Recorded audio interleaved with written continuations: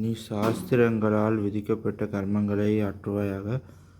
ஏனெனில் கர்மங்கள் செய்யாமல் இருப்பதைக் காட்டிலும் கர்மங்களை ஆற்றுவது சிறந்தது. மேலும் கர்மம் செய்யாமல் இருப்பதால் உனக்கு உடலை பேணுவது கூட சாத்தியமாகாது.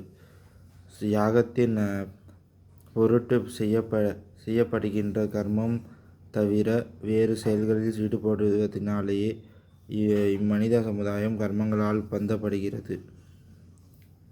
ஆகையால் அர்ஜுனா, பற்றுதல் இல்லாமல் அந்த யாகத்தின் பொருட்டே கடமையை நன்று ஆற்றுவாயாக.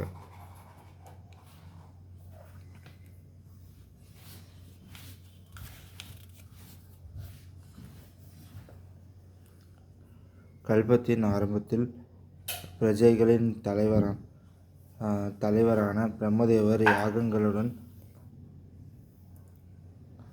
யாகங்களுடன் மக்களை படைத்துவிட்டு கூறினார், நீங்கள் இந்த வேள்வியின் மூலம் பல்கி பெருங்குங்கள். இந்த வேள்வி உங்களுக்கு நீங்கள் விரும்பிய போகத்தை தருவதாக ஆகட்டும்.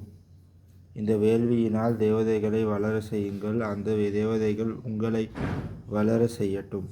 தன்னலம் கருதாத தன்மையுடன் ஒருவர் மற்றொருவரை வளர செய்வது நீங்கள் மேலான நன்மையை அடைவீர்களாக. வேள்வியினால் வளர்ச்சி அடைந்த தேவதைகள் உங்களுக்கு கேட்காமலேயே